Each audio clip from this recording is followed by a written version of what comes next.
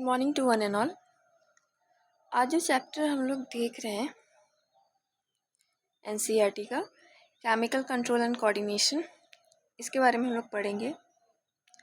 ये एक continuation video रहेगा पहले कुछ वीडियोस का, उसी वीडियोस को हम लोग आगे कंटिन्यू कर रहे हैं। अब इस वीडियो में क्या है, तो इस वीडियो में हम लोग देखेंगे लाइन बाय लाइन कहाँ से क्वेश्चन आ रहा है, क्योंकि हमको पता है एनसीईआरटी से question option line by line उठाकर एनटीए पूछ देता है। तो अब लगभग 1 महीना बचा हुआ है एग्ज़ाम के लिए, तो हर किसी को मेरा मानना है कि एनसीईआरटी पे स्विच करना चाहिए, ठीक है। और जो क्वेश्चंस हैं प्रीवियस ईयर के, उस पे स्विच कर जाना चाहिए, देखना चाहिए कैसे क्वेश्चन आ रहे हैं। अगर आपके अभी कॉन्सेप्ट क्लियर नहीं हुए हैं तो मेरे को नहीं लगता है कि आपको डायरेक्टली एनसीईआरटी पे स्विच करना चाहिए, क्योंकि बहुत सारे चीज़ ऐसे हैं एनसीईआरटी में और जो डायरेक्टली दिया है उसके पीछे बहुत बड़ी मीनिंग होती है, कहाँ से क्या बन रहा है। बट यहाँ पे एक काइंड ऑफ डायरेक्ट दे दिया है, तो एक वर्ड बहुत इलेबरेटेड वर्ड में इलेबरेशन होता है उसका। तो मैं चाहूँगी कि सबसे पहले आप अपने नोट्स को विज़िट कर लीजिए, कंसेप्चुअल क्लैरिटी कर लीजिए उस नोट से, मॉड्यूल से, कोचिंग के अगर मॉड्यूल्स हैं उसके बाद आप एनसीईआरटी पे स्विच करिए, फिर इसके बाद देखिए, क्योंकि इसके बाद एनसीईआरटी बहुत इजी समझ में आ जाएगा और एनसीईआरटी आप स्किप करके नहीं जा सकते, क्योंकि आपको पता है कि यहाँ से शॉर्ट क्वेश्चन आएंगे, तो क्यों ही रिस्क लेना है, ठीक है। तो इसी को हम लोग आगे कंटिन्यू करते हैं। पिछले कुछ वीडियोस में जो वीडियोस है उसमें हम लोग देखा था, कंप्लीट कर लिया था पिट्यूटरी ग्लैंड तक। आज जो हम लोग देखेंगे पीनियल ग्लैंड के बारे में देखेंगे कि पीनियल ग्लैंड से कैसे क्वेश्चंस आ रहे हैं, क्या क्या है। तो हम लोग उसी को कंटिन्यू करते हैं। तो देखिए, कुछ देखे थे पहले भी, हम लोग देख लिए थे कि पीनियल ग्लैंड के क्वेश्चन और क्या होता है। 20 आवर स्लीप सर्केडियन रिदम वाला क्वेश्चन भी कर लिए थे, पीनियल ग्लैंड से ही है। इसके बाद अब हम लोग को देखना है, यहाँ पे एक क्वेश्चन आया हुआ है, the amino acid tryptophan is the precursor for the synthesis of. Actually amino acid का टाइप होता है, उसी का टाइप है ये ट्रिप्टोफैन, ठीक है। तो यहाँ पे क्वेश्चन पूछ रहा है कि अमीनो एसिड ट्रिप्टोफैन किसका प्रिकर्सर है, किसको सिंथेसाइज करने में एज अ प्रिकर्सर यूज़ होता है। तो इसका आंसर है मेलाटोनिन एंड सेरोटोनिन। एक्चुअली ये एनसीईआरटी में नहीं मिलेगा, तो kindly refer to your notes और कोचिंग के मॉड्यूल्स, ठीक है। और ये भी क्वेश्चन भी आया था, तो 10 साल पहले का क्वेश्चन है, 2016 का क्वेश्चन है।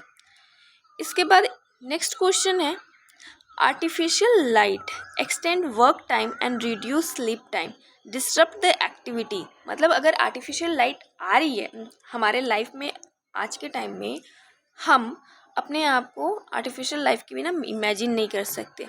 कहीं ना कहीं हमारा एक्सपोजर जो होता है आर्टिफिशियल लाइट से 24 आवर्स होता है, किसी का कम भी हो सकता है।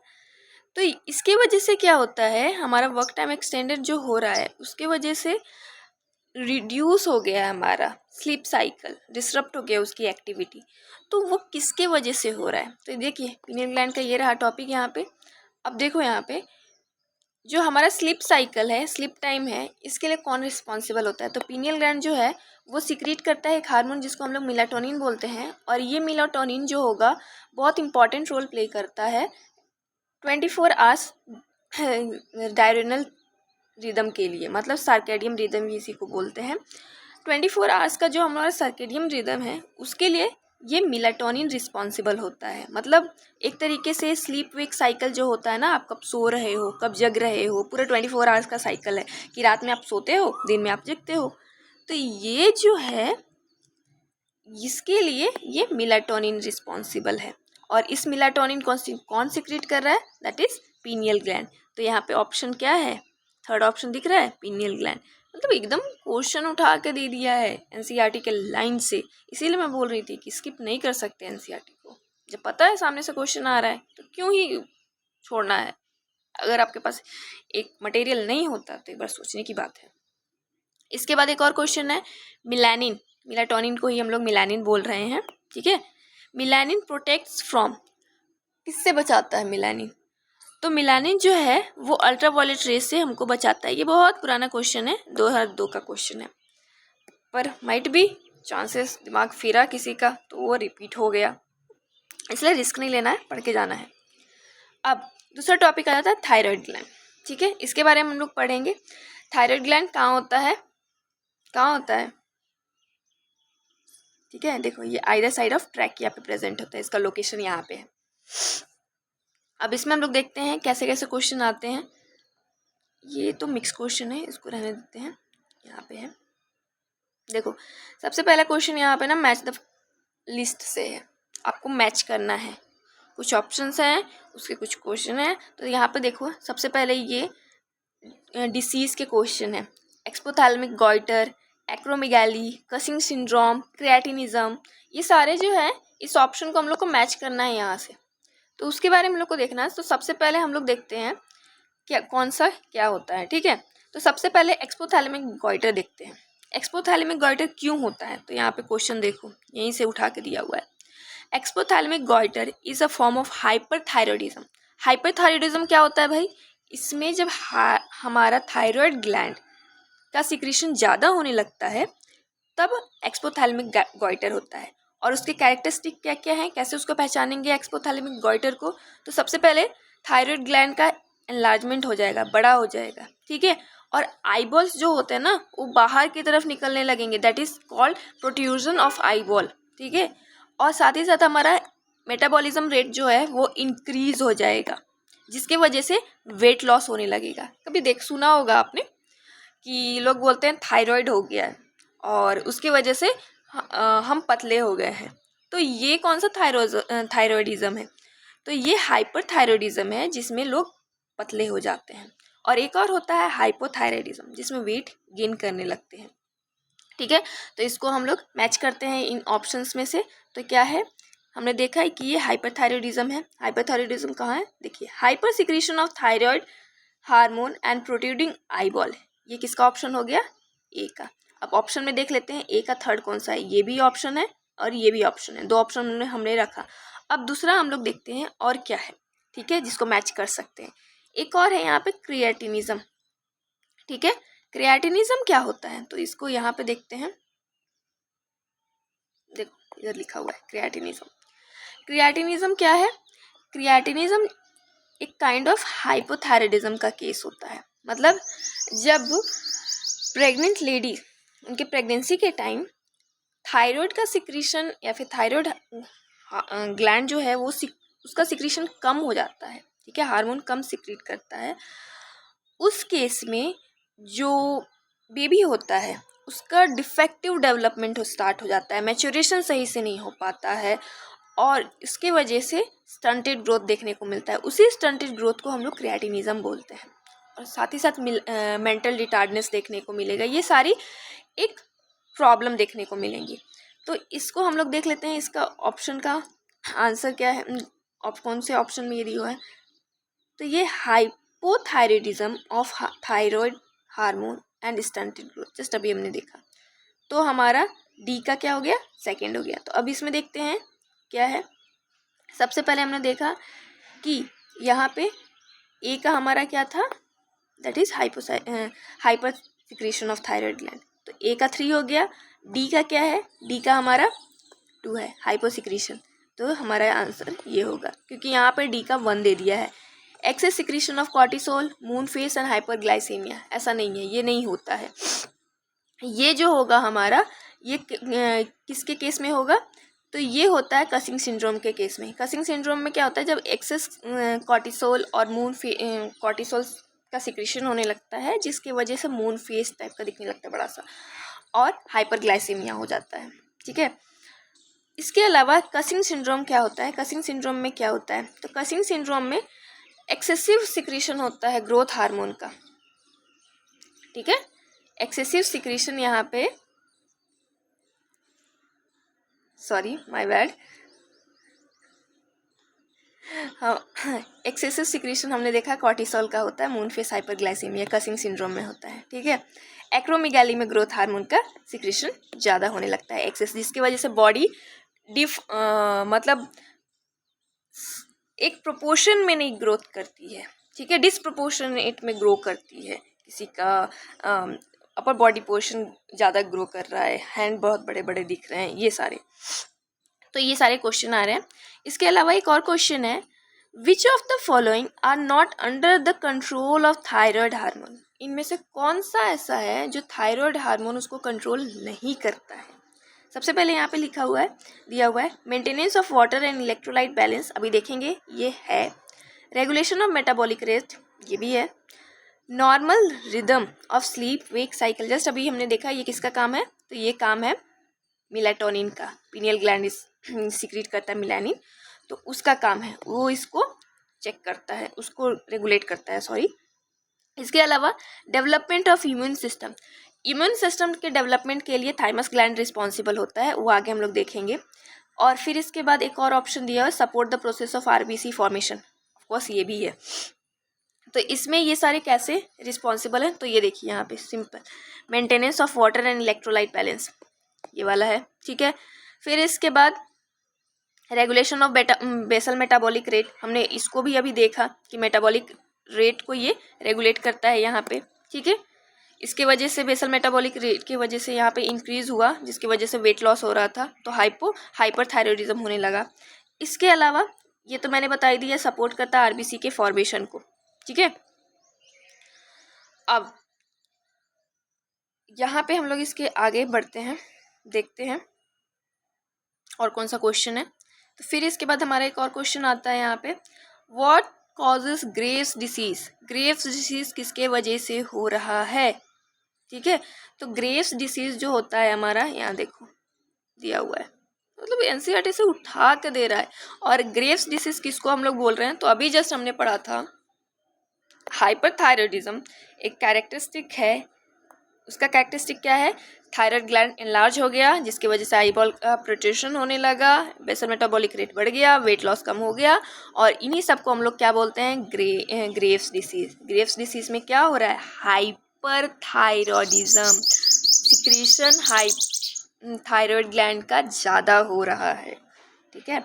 इसके बाद एक और क्वेश्चन है, which of the following statement correct with respect of hormone and its function. तो यहाँ पे क्वेश्चन पूछा है कि कौन सा इनमें से स्टेटमेंट करेक्ट है हार्मोन और उसके फंक्शन के रिगार्डिंग।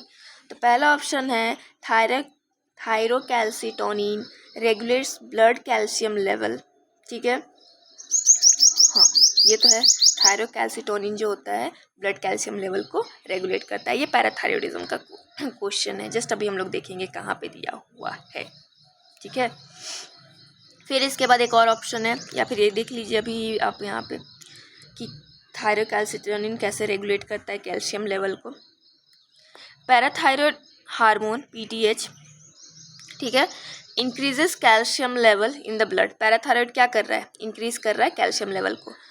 अब यहाँ पे देखो एक और चीज़ यहाँ पे दिया हुआ है, thyrocalcitonin play a significant role in calcium balance in the body, ठीक है। तो यही है, थायरोकैल्सिटोनिन क्या कर रहा है, रेगुलेट कर रहा है ब्लड कैल्शियम लेवल को। यहीं पर सिंपल सा उठा के दे दिया है, तो ये ऑप्शन हमारा करेक्ट है।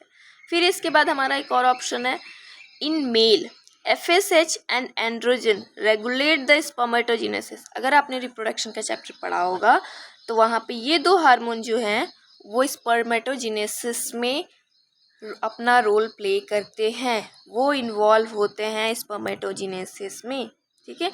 इसके अलावा हाइपरथायरॉयडिज्म लीड टू गॉइटर, नहीं हमने देखा ग्रेव्स डिसीज होता है, गॉइटर नहीं होता है। ग्लूकोकॉर्टिकोड सिक्रेटेड इन एड्रिनल मेडुला, नहीं ऐसा नहीं है, अभी हम लोग पढ़ेंगे थाइमस ग्लैंड के बाद एड्रिनल ग्लैंड को, तब हम लोग को समझ में आएगा। Parathyroid hormone regulated by circulating the level of sodium, नहीं, कैल्शियम का लेवल यहाँ पर जो होता है, कैल्शियम के लेवल को रेगुलेट करने के लिए यहाँ पे पैराथायरॉयड हार्मोन काम करता है, उसमें इन्वॉल्व होता है इंक्रीज, क्या कैसे अभी हम लोग देखेंगे। तो देखो पैराथायरॉयड हार्मोन जो होता है, 4 पैराथायरॉयड हार्मोन होते हैं, ये कहाँ प्रेजेंट होता है, तो थायरॉयड ग्लैंड में प्रेजेंट होता है, और दोनों पेयर में होते हैं, ठीक है, दोनों ही लोब में थायरॉयड ग्लैंड के ये प्रेजेंट होते हैं। अब ये सिक्रीट करता है एक पेप्टाइड हार्मोन जिसको हम लोग पैराथायरॉयड हार्मोन बोलते हैं, ठीक है। ये रेगुलेट करता है, क्या रेगुलेट कर रहा है, तो ये कैल्शियम लेवल को रेगुलेट कर रहा है। सर्कुलेटिंग कैल्शियम लेवल जो हमारी बॉडी में सर्कुलेट हो रहा है उसके लेवल को ये मेंटेन करके रख रहा है। अब पायराथायराइड हार्मोन जो होता है वो कैल्शियम लेवल को इंक्रीज कर देता है ब्लड में, जिसके वजह जो कि एक्ट करता है बोन में। और कौन सा प्रोसेस के लिए, बोन रिजॉर्प्शन होने लगता है, मतलब बोन का डिसोल्यूशन होने, डीमिनरलाइजेशन होने लगता है कैल्शियम, क्योंकि कैल्शियम इंपॉर्टेंट रोल प्ले करता है कैल्शियम बोन हेल्थ के लिए। तो उसका रीअब्जॉर्प्शन होने लगेगा, रिसॉर्प्शन होने लगेगा, तो जिसके वजह से क्या हो जाएगा, डीमिनरलाइजेशन होना स्टार्ट हो जाएगा। और साथ ही साथ इसके अलावा भी कैल्शियम और कहाँ से उसका रीअब्जॉर्प्शन होता है, तो वो कहाँ से होगा, तो रीनल ट्यूब्यूल से भी वहाँ से भी रीअब्जॉर्प्शन स्टार्ट हो जाता है। डाइजेस्टेड फूड से भी कैल्शियम का रीअब्जॉर्प्शन स्टार्ट हो जाता है, जिसके वजह से पैराथायराइड हार्मोन जो होता है हाइपर कैल्सिमिक हार्मोन होता है, बढ़ा देता है, इंक्रीज कर देता है कैल्शियम लेवल को ब्लड में। और अगर इंक्रीज हो गया तो मतलब डीमिनरलाइजेशन हो रहा है बॉडी में, और उसको फिर कौन रेगुलेट करेगा, मेंटेन करेगा, उसका रेगुलेशन का काम आता है टीसीटी, थायरोकैल्सिटोनिन, उसको रेगुलेट करता है। अगर बढ़ गया है तो उस कैल्शियम को बैलेंस करने की कोशिश करेगा बॉडी में। अब एक और क्वेश्चन यहाँ पे आया हुआ था जिसको मैंने नहीं वो अटेम्प्ट किया था, low calcium in the body fluid में कॉज, अगर कैल्शियम भी कम हो गया बॉडी में तो कौन सा डिसीज़ होगा, कौन सा डिसीज़ के लिए रिस्पॉन्सिबल है, तो यहाँ पे टेटनी हो जाएगा। टेटनी की किसकी वजह से हो रहा है, तो अगर बॉडी में कैल्शियम लेवल कम हो गया इट मीन्स कि वो टेटनी कॉज करेगा। ये हो गया। अब एक और क्वेश्चन यहाँ पे पैराथायराइड हार्मोन से दिया हुआ है। यहाँ पे एक स्टेटमेंट दिया हुआ है, parathyroid hormone acts on bone and stimulate the process of bone resorption. क्या ये सही है स्टेटमेंट दिया हुआ है, आपको करेक्ट बताना है कि करेक्ट है या इनकरेक्ट है। तो ये जस्ट अभी हमने पढ़ा, parathyroid hormone acts on bone and stimulate the process of bone resorption, बिल्कुल ये देखा, यहीं पे हमने देखा है। ठीक है, जस्ट यहाँ पे देखो, parathyroid hormone increases calcium level in blood, PTH parathyroid hormone act on bone and stimulate the process of bone resorption, demineralisation जिसको हम लोग बोल रहे हैं, डिसोल्यूशन ऑफ बोन जिसको बोल रहे हैं। तो ये स्टेटमेंट करेक्ट होगा हमारा। ठीक है, दूसरा स्टेटमेंट दिया हुआ है, parathyroid hormone along with calcitonin play a significant role in carbohydrate metabolism. नहीं, ये तो अभी हमने देखा कैल्शियम के लेवल को मेंटेन करने की बात बोल रहा है, तो ये हमारा ऑप्शन सेकंड गलत हो जाएगा। फर्स्ट ऑप्शन सही है हमारा, कि इसमें कैल्शियम लेवल के रेगुलेशन की बात करता है हमारा पैराथायराइड हार्मोन, एक बढ़ाता है तो दूसरा उसको मेंटेन करता है। ठीक है, इसके बाद एक और क्वेश्चन है यहाँ पे, chemical signal that has both endocrine and neural role, मतलब न्यूरल स्टिमुलेशन में भी जो हेल्प करता है, साथ ही साथ एंडोक्राइन फंक्शन में भी वो काम करता है, हार्मोन भी सिक्रीट करेगा। ऐसा कौन सा हार्मोन है, तो यहाँ पे चार ऑप्शन हम लोग को दिया हुआ है, कॉर्टिसोल, कैल्सिटोनिन, एपिनेफ्रिन, ठीक है, और मेलेटोनिन। अब देखो यहाँ पे कॉर्टिसोल का काम जो है वो वो एक तरीके के बोल सकते हैं मेन ग्लूकोकॉर्टिकॉइड है। इसका मेन काम होता है बॉडी में अगर ग्लूकोज लेवल बढ़ा हुआ है उसको मेंटेन करके रखना। ठीक है, उसके मेंटेनेंस में कॉर्टिसोल काम करता है। दूसरा है कैल्सिटोनिन, को जस्ट हमने देखा, ये कैल्शियम लेवल को रिड्यूस करता है। तीसरा है एपिनेफ्रिन, एपिनेफ्रिन को एड्रेनलिन ग्लैंड भी हम लोग बोलते हैं और ये हार्मोन की तरह भी काम करता है, साथ ही साथ न्यूरोट्रांसमीटर की तरह भी काम करता है। तो हमारा आंसर जो होगा वो थर्ड होगा। मेलेटोनिन जैसे कि हमने देखा ये स्लीप वेक साइकिल में रिस्पॉन्सिबल होता है, तो आंसर कौन सा है, थर्ड। अब इसके अलावा एक और क्वेश्चन है यहाँ पे, which of the following pair of organs, organ की बात कर रहा है, इंक्लूड्स ओनली एंडोक्राइन ग्लैंड, सिर्फ एंडोक्राइन ग्लैंड कौन से पेयर ऑफ ऑर्गन्स यहाँ पे जितने भी प्रेजेंट हैं उसमें होता है। ठीक है, एंडोक्राइन ग्लैंड सिर्फ पूछ रहा है। तो सबसे पहले पैंक्रियास और पैराथायराइड बोल रहा है, तो हमको पता है पैंक्रियास जो है वो मिक्स ग्लैंड है, exocrine as well as endocrine होता है। ठीक है, और ये हमारा पैराथायराइड, ये तो हमारा क्या है, एंडोक्राइन ग्लैंड है। ठीक है, इसके अलावा एक और क्वेश्चन है पैराथायराइड और एड्रिनल। हाँ, पैराथायराइड हमारा एंडोक्राइन होता है और एड्रिनल ग्लैंड भी हमारा एंडोक्राइन होता है। फिर आता है थाइमस और टेस्टिस। थाइमस और टेस्टिस जो होते हैं वो हमारे मिक्स ग्लैंड हो गए, ठीक है।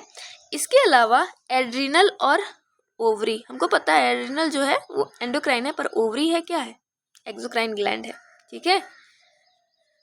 और टेस्टिस भी हमारा यहाँ पे एक्सोक्राइन ग्लैंड था। अब चलो इसके बाद एक और क्वेश्चन है, which of the following pair of hormone are not antagonistic. Antagonistic का मतलब होता है जस्ट अपोजिट एक्ट कर रहा है, अगर एक हार्मोन उसको बढ़ा रहा है तो दूसरा कम कर रहा होगा, ठीक है। तो यहाँ पर देखिए ऑप्शन हमारे पास 4, जिसमें पहला ऑप्शन हमको दिया हुआ है रिलैक्सिन और इनहिबिन का पेयर है। तो रिलैक्सिन क्या काम करता है, रिलैक्सिन जो होता है हम लोग पढ़ा है रिप्रोडक्शन के चैप्टर में, वो पेल्विक मसल को रिलैक्स करने के काम आता है ड्यूरिंग पार्चुएशन, ठीक है। एक्सट्रीम कॉन्ट्रैक्शन जब होता है उस समय रिलैक्स करने की में हेल्प करता है पेल्विक मसल्स को। फिर इसके बाद है इनहिबिन। इनहिबिन जो है एफएसएच को इनहिबिट करता है, तो ये कहीं ना कहीं प्रेगनेंसी में इन्वॉल्व होते हैं, ठीक है, दोनों का काम वहीं पे हो रहा है, तो इसको हम लोग रख लेते हैं एक साइड में। दूसरा जो है इंसुलिन और ग्लूकागोन, दोनों एंटागोनिस्टिक है। कैसे, इंसुलिन जो है वो क्या करता है, ब्लड ग्लूकोज लेवल को डिक्रीज करता है, वहीं पे ग्लूकागोन जो होगा वो क्या करेगा, ब्लड ग्लूकोज लेवल को इंक्रीज करने का काम होता है, ठीक है। इसके अलावा एक और ऑप्शन है एल्डोस्टेरोन और एएनएफ, आर्ट्रियल न्यूरेट्रिक सॉरी नेट्रियोटिक फैक्टर, ठीक है।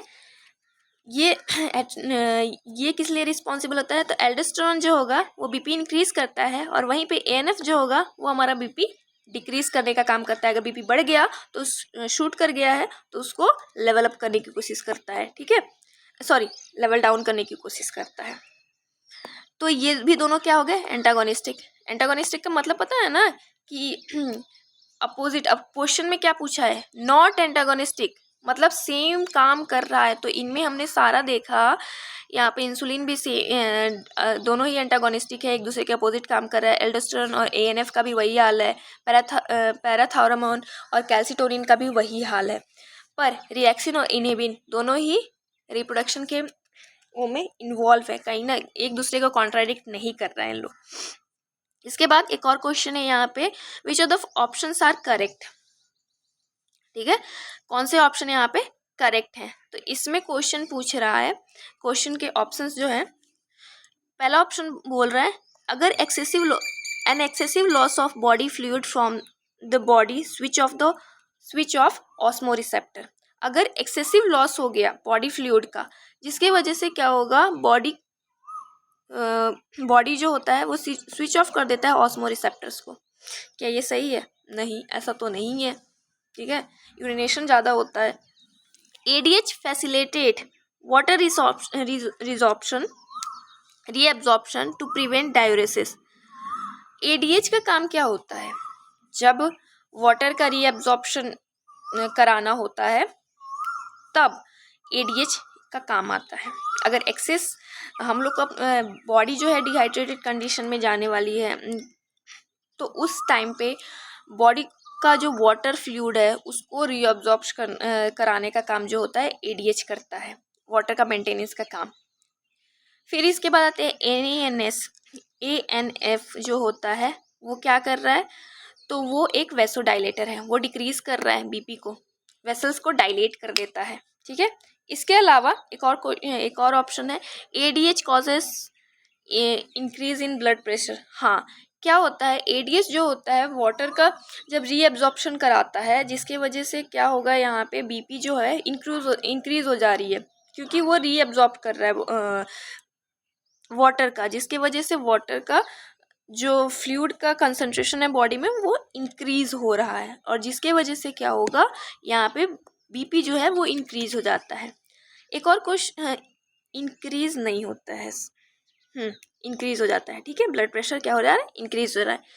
इसके अलावा एक और ऑप्शन है यहाँ पे, ADH is responsible for decrease in GFR. नहीं, जीएफआर जो होता है वो इंक्रीज होता है, ठीक है, इंक्रीज होता है, जिसी के वजह से बीपी जो होगा वो क्या हो जाएगा, बीपी भी इंक्रीज हो जाता है, तो जीएफआर यहाँ पे इंक्रीज होगा। तो हमारा आंसर कौन कौन सा सही है, B ADH facilitate water reabsorption prevent diuresis. दूसरा जो है ANF वैसोडाइलेटर है। डी हमारा ADH causes increase in BP blood pressure. ठीक है, उसी तरीके से एक और क्वेश्चन है एड्रिनल ग्लैंड से, उसको अभी हम लोग पढ़ेंगे। देखो थाइमस ग्लैंड का एक भी क्वेश्चन नहीं आया ऐसा मत समझो, जस्ट हमने अभी थोड़ी देर पहले ही डिस्कस किया था। थाइमस ग्लैंड पे एक क्वेश्चन है, उसमें थाइमस ग्लैंड किसके लिए रिस्पॉन्सिबल है, तो वो इम्यूनिटी के लिए रिस्पॉन्सिबल होता है, जैसे अभी हमने बात किया। ठीक है, तो ये क्या करता है, ये सेल मीडिएटेड इम्यूनिटी है, एक तरीके से इम्यूनिटी प्रोवाइड करता है। इसका काम होता है थाइमोसिन का, थाइमस ग्लैंड ना थाइमोसिन रिलीज करता है हार्मोन, और ये थाइमोसिन जो होगा एंटीबॉडी का प्रोडक्शन को प्रमोट करता है, इंक्रीज करता है, और एक ह्यूमोरल इम्यूनिटी प्रोवाइड करता है। ठीक है,